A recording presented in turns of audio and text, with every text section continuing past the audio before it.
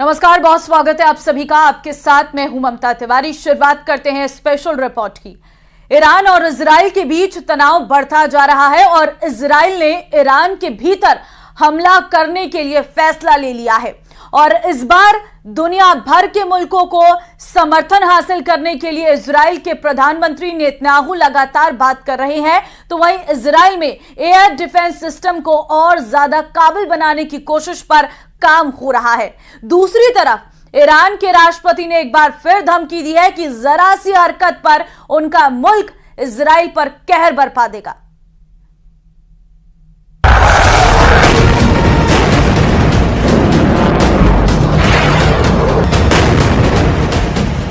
Israel की war cabinet में फैसला हो चुका है। नेतन्याहू ने ऐलान कर दिया है, इजराइल की सेना ने पूरी तैयारी कर ली है।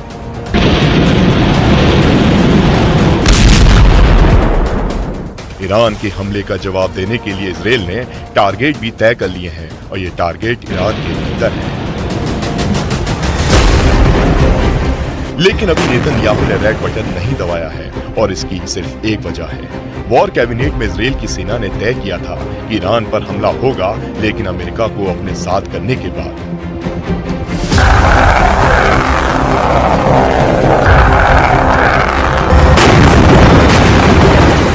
जाहिर है जंग की सूरत बन रही है, लेकिन ईरान पर इजराइल के हमले में वक्त लगेगा, क्योंकि ये नेतन्याहू भी जानते हैं कि उनके मुल्क पर ईरान ने सीधा अटैक किया है और उन्हें भी ईरान को सबक सिखाने के लिए सीधा और उससे ज्यादा बड़ा अटैक करना होगा।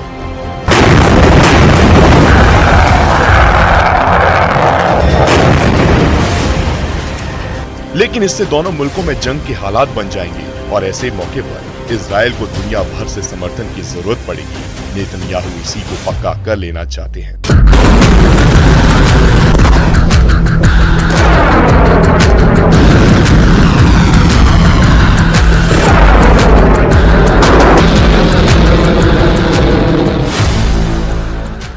ईरान पर हमले से पहले इजराइल का प्लान। इजराइल में शुरू हुई महायुद्ध की तैयारी। नेतन्याहू ने मांगा दोस्तों से पक्का साथ।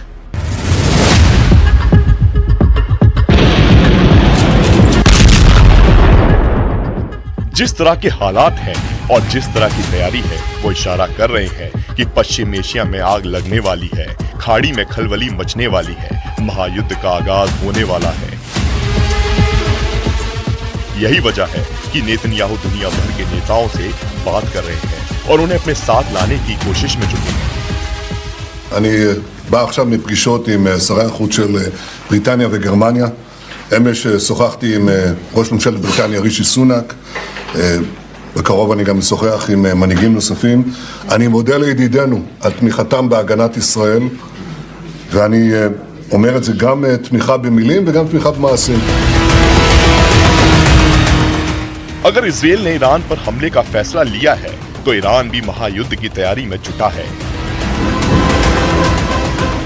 ईरान ने बुधवार को अपनी सेना की सालाना परेड आयोजित की और अपनी शक्ति का प्रदर्शन किया, लेकिन इस बार की परेड हर बार से अलग थी।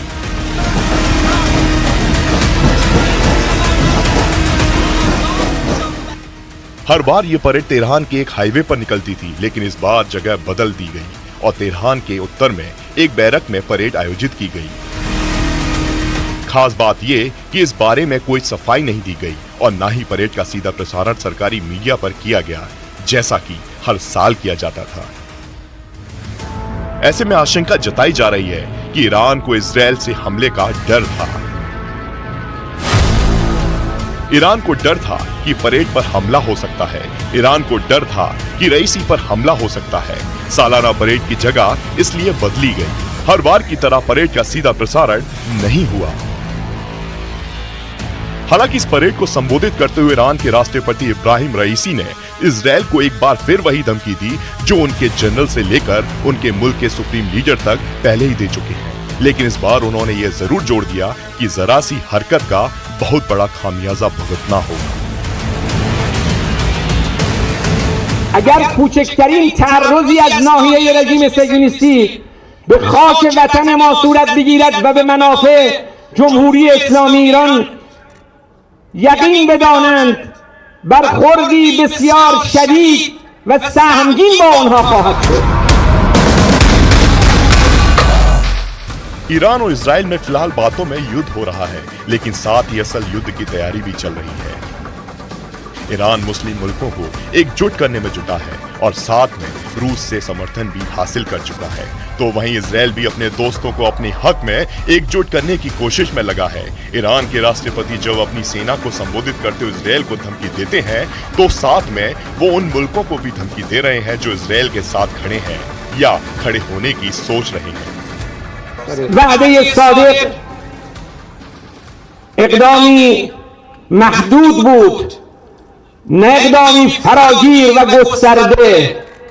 اگر قرار بود اقدامی فراگیر و گسترده باشد، اون وقت می‌دیدند حامیان رژیم صهیونیستی که چیزی از رژیم صهیونیستی باقی نمی‌ماند. पिछले साल इजराइल और हमास के साथ शुरू हुए युद्ध के बाद ईरान और इजराइल के बीच तनाव काफी बढ़ गया था। अप्रैल महीने में दोनों ने एक दूसरे के ठिकानों को निशाना बनाया, जिसमें इजराइल पर किए गए हमलों को नाकाम करने में अमेरिका और ब्रिटेन ने इजराइल की मदद की। लेकिन जब इजराइल उस हमले का जवाब देना चाहता था, तो अमेरिका ने रोक दिया।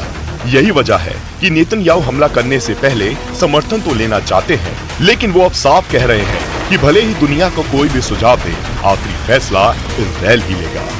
יש להם גם כל מיני הצעות ועצות, אני מעריך את זה, אבל אני רוצה להבהיר שאת ההחלטות שלנו אנחנו נקבל בעצמנו. ומדינת ישראל תעשה כל מה שצריך כדי להגן על עצמה. इजराइल की सेना पहले से ही युद्ध के मोड में है। इजराइल अलग अलग मोर्चों पर युद्ध लड़ रहा है। गाजा में हमास के साथ, लेबनान में हिजबुल्लाह के साथ, यमन में हूतियों के साथ। ऐसे में इजराइल की सेना पहले से ही अलर्ट मोड पर है और कभी भी ईरान पर हमले के लिए भी तैयार है। लेकिन इजराइल की सेना को भी पता है कि हमला एक तरफा तो नहीं होगा, ईरान भी जवाब दे सकता है और इसके लिए इजराइल की सुरक्षा व्यवस्था भी दुरुस्त होनी चाहिए। लिहाजा इजराइल की सेना मौजूदा वक्त में अपने एयर डिफेंस सिस्टम को और भी ज्यादा काबिल बनाने में जुटी है। We allow ourselves not for a long time to be satisfied from what we see, and we are preparing ourselves for the next time, debriefing the mission and seeing how could we prepare ourselves for the next attack if it would come.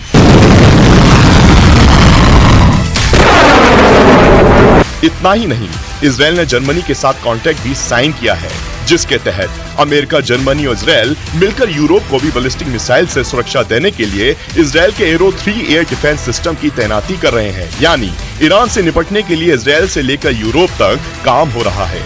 एक बार Israel अपने और अपने नागरिकों की सुरक्षा सुनिश्चित कर लेता है, तो उसके बाद वो ईरान पर बड़ा हमला बोल सकता है।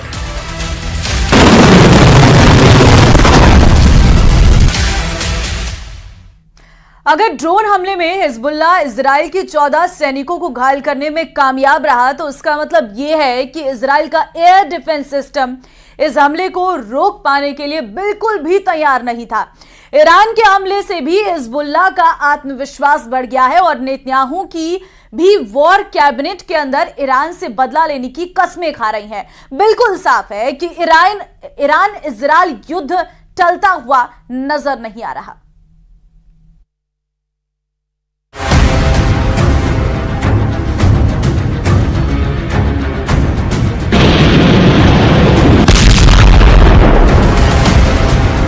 इजराइल की तरफ से 100% कंफर्म हो गया है कि वो ईरान पर हमला करेगा।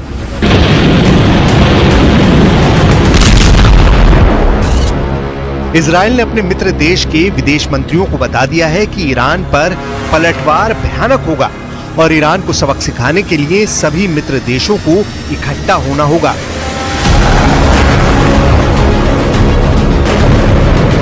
पश्चिम एशिया की युद्ध पहेली अब धीरे धीरे खुल रही है।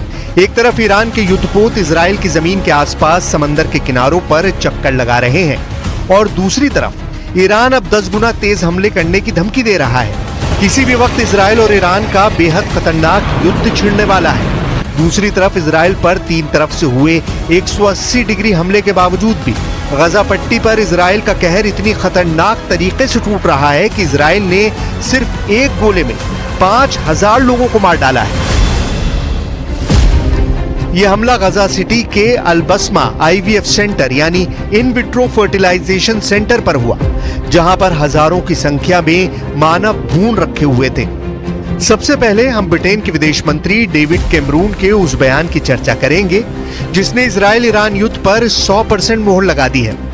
दरअसल ईरान के पलटवार के बाद इजराइल के मित्र देशों के तमाम विदेश मंत्री, रक्षा मंत्री इजराइल के दौरे कर रहे हैं।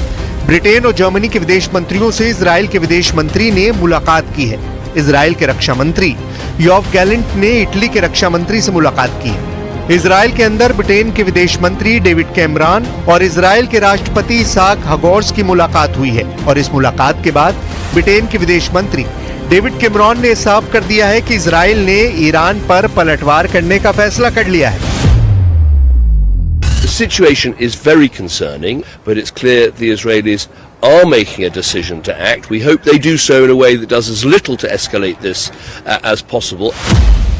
इजराइल की राजधानी के अंदर और क्या चल रहा है इसके बारे में आगे हम बात करेंगे, लेकिन सबसे पहले आपको ले चलते हैं तेहरान, जहां ऐसी रणनीति बन चुकी है कि यूक्रेन और गजा पट्टी से भी भीषण युद्ध अटल हो गया है। एक तरफ ब्रिटेन के विदेश मंत्री डेविड कैमरॉन यह ऐलान कर रहे हैं कि युद्ध अटल है, इजराइल हमला करेगा, और दूसरी तरफ ईरान के उप विदेश मंत्री अली बागेरी ने एक बयान जारी किया है और बिल्कुल साफ साफ कहा है कि इजराइल को यह समझ लेना चाहिए कि ईरान इस बार इजराइल के हमले का पलटवार करने के लिए 12 दिन का लंबा समय बिल्कुल भी नहीं लेगा।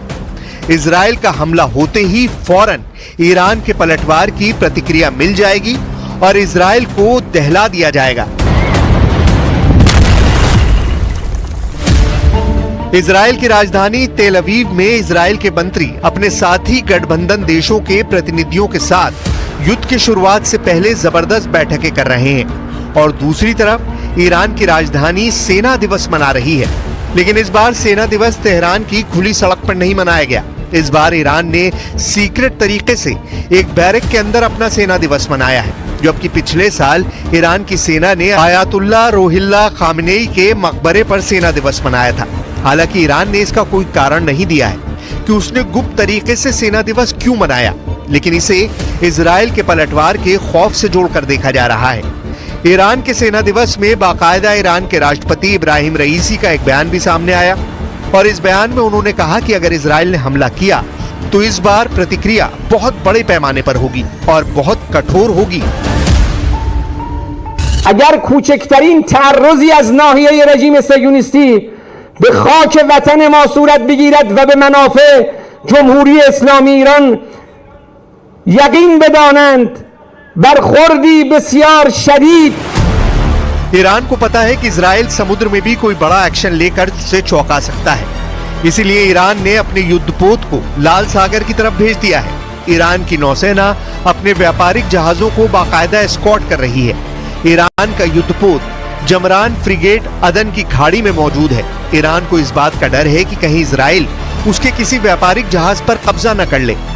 इजराइल के सामने ईरान का गठबंधन काफी कमजोर नजर आ रहा है। एक तरफ इजराइल की सरकार अपने देश की राजधानी के अंदर इटली के रक्षा मंत्री के साथ मीटिंग कर रही है, लेकिन दूसरी तरफ ईरान अभी भी अपने सहयोगियों के साथ मजबूत रिश्ते की तलाश में लगा हुआ है। इजराइल का पड़ोसी देश जॉर्डन खुलकर इजराइल के साथ खड़ा नजर आ रहा है। वेस्ट एशिया के बाकी इस्लामी देश असमंजस में नजर आ रहे हैं और वो इस युद्ध से दूर रहने की नीति पर अमल करते हुए दिख रहे हैं। ईरान और रूस के विदेश मंत्रियों ने आपस में फोन पर बातचीत जरूर की है, लेकिन फिर भी ये गठबंधन इजराइल के गठबंधन के सामने बेहद कमजोर नजर आता है, क्योंकि इजराइल के साथ अमेरिका न सिर्फ खुलकर खड़ा है, बल्कि अमेरिका के जनरल और अमेरिका, फ्रांस और ब्रिटेन का पूरा साजो सामान इजराइल की सुरक्षा में तैनात है। ईरान और उसके सहयोगियों के लिए इस वक्त भी सबसे बड़ी मुसीबत इजराइल का सुरक्षा कवच बना हुआ है। लेबनान में ईरान के सहयोगी हिजबुल्लाह के पास ईरान के द्वारा दी गई मिसाइल ही है और दक्षिण लेबनान में एक बार फिर इजराइल पर टेस्ट फायर किए गए। इजराइल पर 6 मिसाइलें दागी गईं, लेकिन इजराइल ने 6 की 6 मिसाइलें बेकार कर दी। और उन्हें इजराइल की धरती पर गिरने से पहले ही मार दिया। दूसरी तरफ इजराइल बेखौफ होकर गजा पट्टी में लगातार कोहराम मचा रहा है। बीते 24 घंटे के अंदर इजराइल ने गाजा पट्टी में 24 ठिकानों पर हमले किए और इनमें 56 लोगों को मार दिया है। इजराइल अब तक 33,899 फिलिस्तीनियों को गाजा में मार चुका है और 76,664 फिलिस्तीनियों को घायल कर चुका है। दूसरी तरफ फिलिस्तीन हर साल की तरह इस साल भी 17 अप्रैल को कैदी दिवस मना रहा है। इस वक्त भी इजराइल की जेलों में 9,500 फिलिस्तीनी राजनीतिक कैदी मौजूद हैं। इनमें से 561 को उम्र कैद की सजा मिली हुई है। गाजा पट्टी में 7 अक्टूबर से 15 मार्च के बीच 349 ऐसे हमले हुए जो संयुक्त राष्ट्र से जुड़े संगठनों पर हुए हैं, जिसमें संयुक्त राष्ट्र का झंडा फहरा रहा था और इन हमलों में भी 408 विस्थापित लोगों की मौत हुई।